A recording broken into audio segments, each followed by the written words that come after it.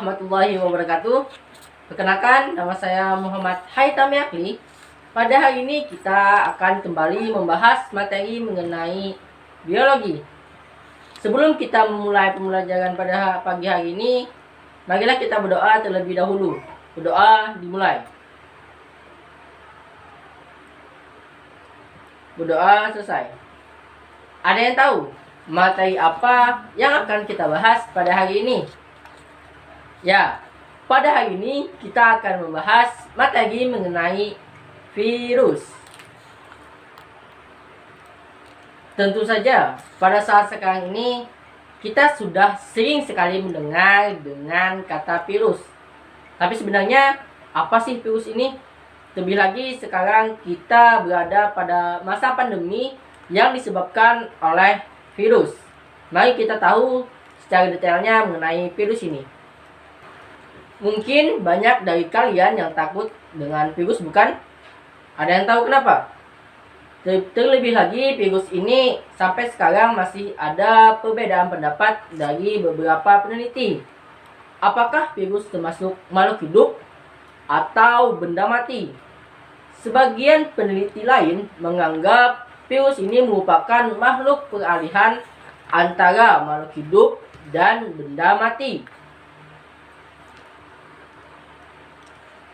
Virus sering diperdebatkan statusnya sebagai makhluk hidup karena ia tidak dapat menjalankan fungsi biologisnya secara bebas.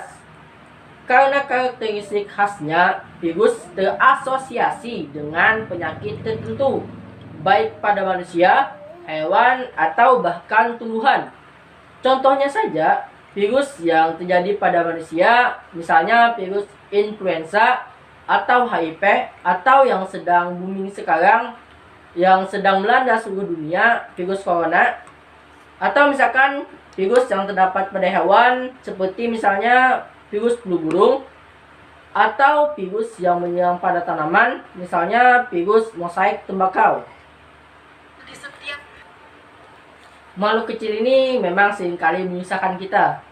Sekarang coba kalian perhatikan kedua gambar di samping. Di samping ini ada dua gambar. Nah, manakah dari gambar tersebut yang merupakan gambar dari virus? Coba kita amati dengan benar.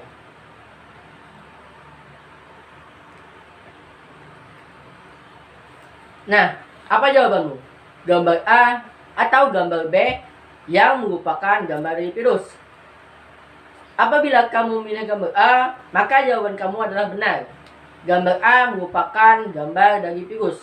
Mari kita lebih jauh lagi mengenal virus ini. Mari kita amati struktur tubuh dari virus berikut ini. Nah, secara sederhana, bagian tubuh virus terdiri dari kepala, leher, dan ekor.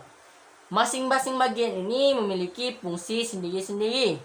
Ada yang tahu apa saja fungsi dari masing-masing struktur dari tubuh virus ini?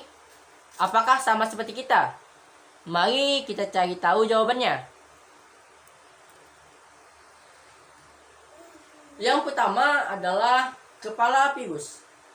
Pada bagian kepala terdiri dari asam nukleat, DNA atau RNA saja, dan diselubungi oleh kapsid. Nah, apa itu kapsid? Kapsid ini adalah selubung yang berupa protein yang terdiri dari satu unit protein yang disebut dengan kapsomer. Kapsid ini berfungsi sebagai pemberi bentuk bagi virus, melindungi asam nukleat yang ada di dalamnya, atau menyediakan protein enzim agar virus dapat menembus membran sel inang saat melakukan infeksi. Kemudian yang kedua adalah leher virus. Leher merupakan tempat untuk menyambungkan antara bagian kepala dan bagian ekor. Tidak semua virus ini memiliki leher loh ya. Hanya virus kompleks saja yang memilikinya. Fungsinya untuk apa? Tentu untuk menyangga kepala virus. Selanjutnya yang ketiga adalah ekor. Ekor merupakan bagian dalam struktur tubuh virus yang berfungsi sebagai alat untuk menempelkan diri pada sel inang. Ekor yang melekat di kepala umumnya terdiri atas beberapa tabung yang berisi benang dan serat halus. Adapun pada virus yang hanya menginfeksi sel eukariotik, bagian tubuh ini umumnya tidak dijumpai. Kemudian struktur tubuh virus yang terakhir adalah kapsid. Kapsid ini sebenarnya terletak di bagian kepala virus. Seperti yang telah dijelaskan sebelumnya, kapsid ini berupa rangkaian kapsomer pada tubuh virus yang berfungsi sebagai pembungkus DNA atau RNA. Fungsi kapsid ini adalah sebagai pembentuk tubuh dan pelindung bagi virus dari kondisi lingkungan luar. Adapun bentuk virus ini bermacam-macam. Ada yang berbentuk batang, polihedral, bentuk T, atau bentuk bola. Bentuknya sama-sama kecil, tapi sekalinya bikin ulah satu dunia yang kerepotan. Mereka adalah virus dan bakteri, organisme yang paling suka disalahin kalau ada orang yang sakit. Tapi sebenarnya, seperti yang sering kalian tanyakan ini, apa sih bedanya mereka dan manakah yang lebih mematikan? Simpelnya banget, kalian mesti tahu dulu kalau dua-duanya itu bisa mematikan. Ya, karena mematikan atau enggak tergantung jenis virus atau bakterinya. Misalnya penyakit tuberkulosis atau TBC, jadi salah satu penyakit paling mematikan di dunia yang disebabin sama bakteri. Buat virus, nggak perlu ditanya lagi. Tapi fakta mengejutkannya, bakteri dan virus pun nggak selalu mematikan. Bahkan lucunya bisa nolongin kita juga. Di perut kita contohnya, itu jadi tempat tinggal 380 triliun bakteri yang ngebantu sistem pencernaan. Sama halnya kayak virus, yang juga bisa ngebantu ngelawan bakteri jahat dan nyelamatin nyawa manusia. Jadi intinya, mereka berdua ternyata hanya mematikan kalau nginfeksi tubuh kita. Terus kalau gitu, apa yang sebenarnya ngebedain mereka? Simpelnya banget, mereka itu beda banget. Dari wujudnya aja, bakteri itu sel yang hidup. Sementara virus itu benda biologis yang nggak bisa dibilang hidup juga. Kalau dari ukuran, bakteri itu jelas kecil banget. Tapi virus itu ternyata jauh lebih kecil lagi. Bahkan nggak bisa dilihat pakai mikroskop biasa. Dari cara tumbuh kembangnya pun berbeda. Dari miliaran tahun lalu waktu manusia belum ada, bakteri bisa tumbuh kembang sendiri. Sedangkan virus cuma bisa bertahan kalau numpang di makhluk hidup lain dan nipu mereka sampai sel-selnya rusak. Tapi kalau udah sama-sama nyakitin tubuh, kita pun mesti nyiapin taktik yang berbeda. Antibiotik untuk bakteri dan vaksin atau antivirus untuk virus.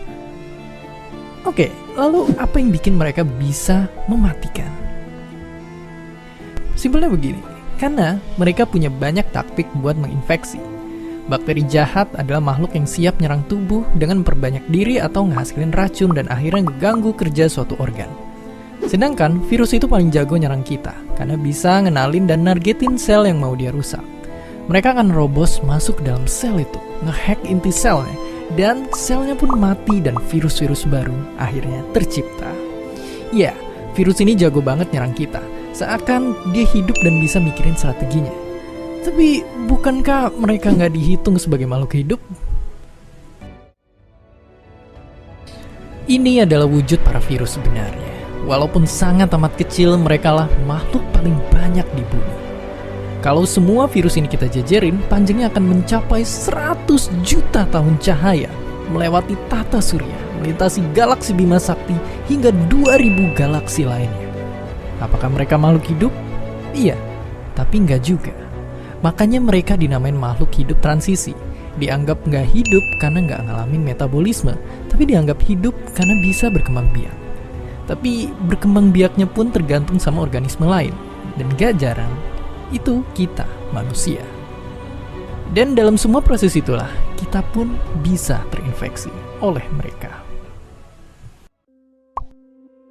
Ya, virus dan bakteri yang berkali-kali lipat lebih kecil dari kita sama-sama bisa mematikan.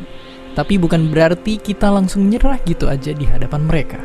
Semua ada cara ngelawannya. Pakai antibiotik, pakai vaksin, pakai sabun, atau bahkan jaga jarak dan berdiam di rumah. Pilihannya balik ke kita. Dan seperti biasa, terima kasih. Mari kita perhatikan lagi gambar di samping.